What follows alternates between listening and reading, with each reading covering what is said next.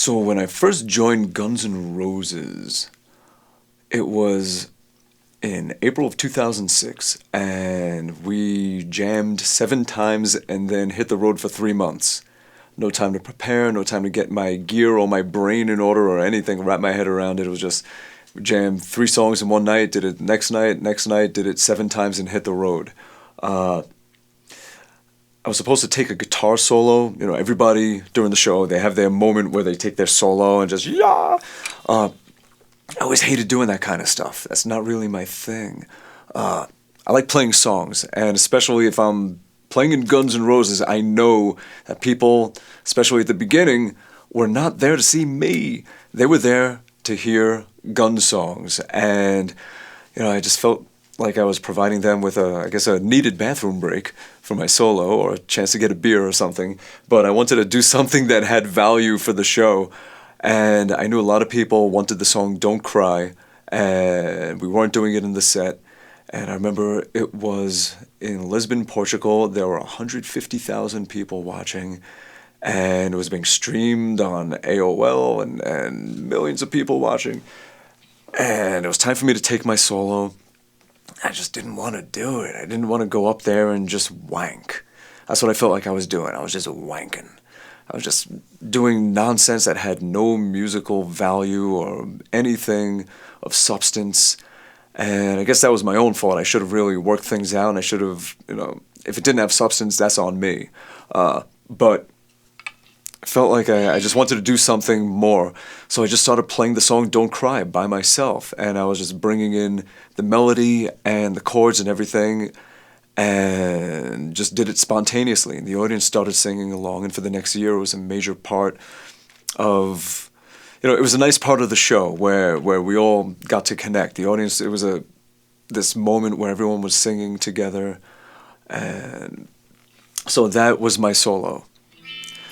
And you want to be able to do that. You want to be able to take a song, think about it in your head, and be able to play it. It's storytelling. You want to tell the story of the song. And the way to do that is you have to be able to multitask mentally. You have to be able to say, okay, here's the chords, here's the melody, here's how they go together, and now I'm going to play them together. You don't want to have just one singular thing, one linear line going. You want to have a lot of stuff going on when you're telling this musical story of a song to people. And, just as an example, I won't do that song, I'll just make something up on the spot. Little piece of music, let me see.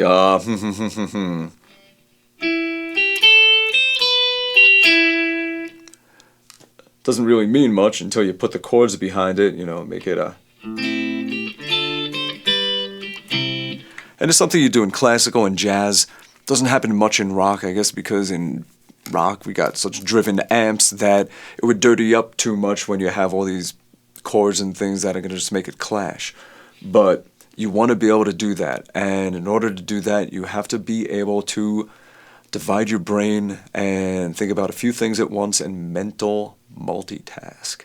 So I want to show you a couple of exercises to do that. First, we're just going to start off with simple, just banging on the neck kind of stuff, just to get different rhythms going. That's the first part of it, of sort of breaking apart the pieces of your brain into two or more. So, all right, we have a beat. And I'm going to hit a G note, a high G note. I'm just going to tap it. And a low G.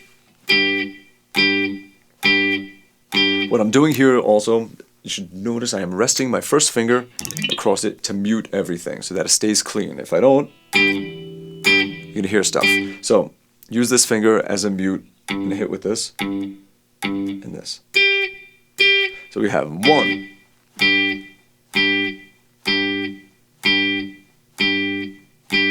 Now I'm going to make it where it goes. This keeps going in 1, and this is going to go 2 beats for every 1. Just like that. Easy. Then we'll reverse it.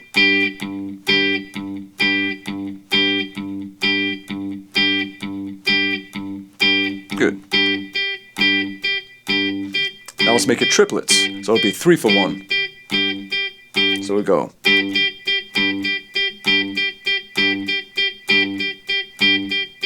then reverse it.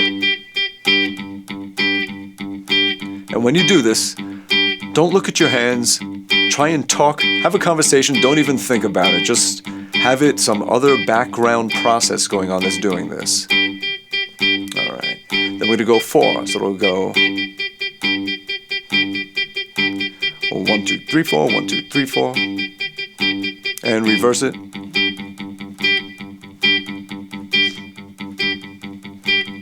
And back.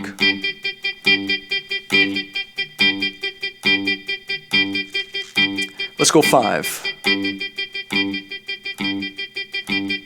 So now we have 5 on this hand, 1 on this hand, and reverse it.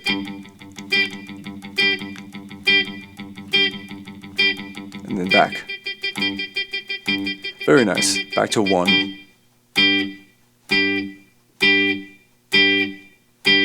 Now, let's do 2 beats. And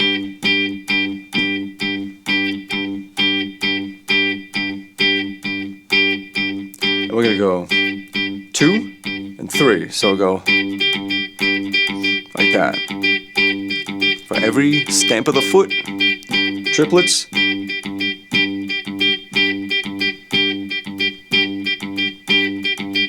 And reverse it like that. So right now I got 1 foot, 2 fingers, and 1 mouth going. That's mental multitasking.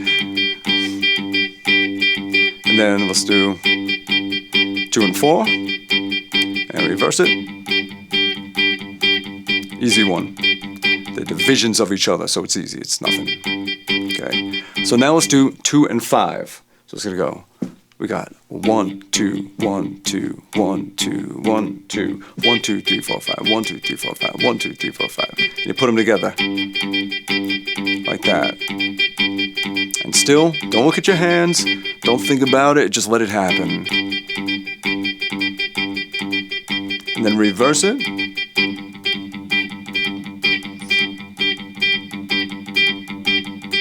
Nice. And go back.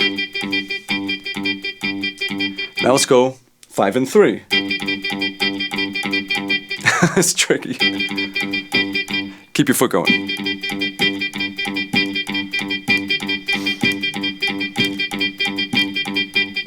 Yeah, mental multitasking. Okay, so these kind of exercises are not necessarily beautiful music going on. It's more to exercise your mind, and then you apply these concepts to making music so that you can just do more, and it's going to help open you up. So start experimenting with that, and we're going to continue and work on more of this in future lessons coming up.